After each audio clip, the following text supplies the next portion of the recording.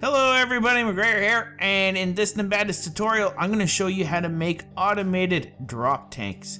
So let me just run this. Now, drop tanks, if you guys don't know, are tanks, hence the name, that when empty, drop. And automated is that they will rebuild themselves. So basically giving you, like in this case, power or fuel right away as soon as, well, it's needed. So I'm just waiting for this one here to go through. Now I built two different methods here. So there's one, and yeah. So this one here is a more self-contained one, and this one here, I like the look of this one better, but I think the side ones are technically better because you can have a whole bunch more of them. And they're just straight up copy and paste. So let's just wait this here and there. So how did I make these? Well, let's go with this one first. So just so that we know what's going on. Okay. So as you can see here, this is all contained inside of a logic splitter. So let me bring this up here just so you guys can see that. So this is what the factory makes here. We have the drop tank here. Once it's empty, it hits return. Once it's empty, it basically decouples. Now there is another logic splitter here. Now the reason why I did this, if you're wondering, and not just straight up this, is because once this drops, it keeps triggering the empty tank over and over and over. So as you start, as one drops, you're just going to be spitting out a whole bunch of full fuel booster tanks or these super capacitors. So it'll become useless after that. So we drop it off, and that's why we use the logic splitter, is because even though that this is disconnected, it's still in spirit connected to the logic logic splitter, if that makes sense. I hope it does. So, and that's when these distance sensors come into play. So this one here detects if, as you can see here, let's line it up. If this decoupler is gone, once it's gone, it says, let's just run this. This one's alpha 2. Hey, I don't detect anything. So output 0 from this NOT gate. The factory goes, okay, output 0 is decouple. So then it drops off this logic splitter, and this logic splitter just spits out on its own. And then this one here goes, hey, as you can see here, detection event backslash. This one here goes, okay, if backslash is not pressed, then output quote, and quote will print out a brand new setup like this, and then the cycle continues.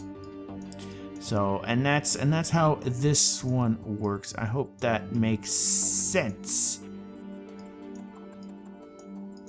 I hope so. This one here, oops, I still have that selected. This one here, unfortunately, is not in a fully contained logic splitter because of the way this one works. Now, let's have everything connected to the core. So that's the factory stuff. So once again, once you're empty, hit E. E will decouple this. Now I have a logic connector here connected to this distance sensor. So, and then once, yeah, so it always outputs 1. That's right.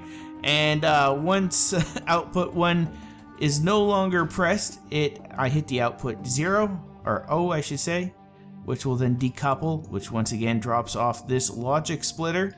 And then here I just have 2 distance sensors. You could have 1 that will, once they're no longer,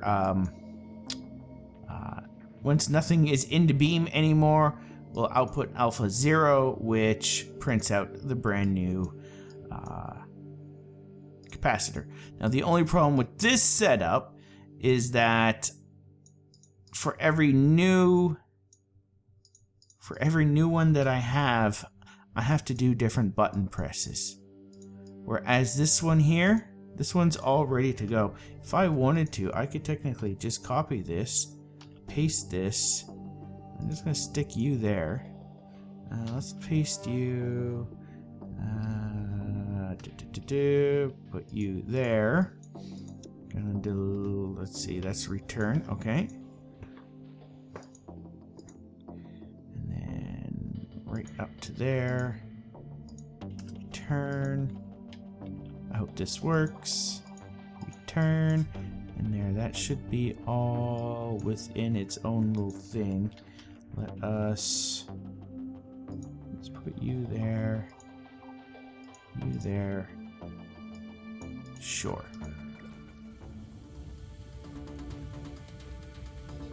So let's wait till this one goes. There it goes. New one. You are now draining. New one. I mean, you could always change stuff up to make it a little bit more efficient. As you can see, I'm running this and I am doing fine. Now, the only other problem with this I should mention is that if you have a slower computer, you're gonna have a whole bunch of debris all over the place, which after a while it could probably start slowing down your computer. Because you're gonna have a ton of trash. So just keep that in mind. And yeah, like I said, the middle one here has a problem where if that falls there. See this? This will no longer break off now. So, I mean, one way to fix that is you can have like TNT on it, like attached to these, and just remote trigger after a while or something like that. That'd be one way to get rid of these. But yeah, so that's basically it. I think I'm gonna put this one on to, I should put a lot of them, but I'll try to put this one up on the Steam Workshop for you guys, so that if you want to play around with this, you can. So but yeah, so if you have found this tutorial helpful, please hit that like button and subscribe if you would like to see more of this stuff. I do enjoy doing it. But yeah, thank you all so much for watching, and I will see you guys next time. Bye-bye.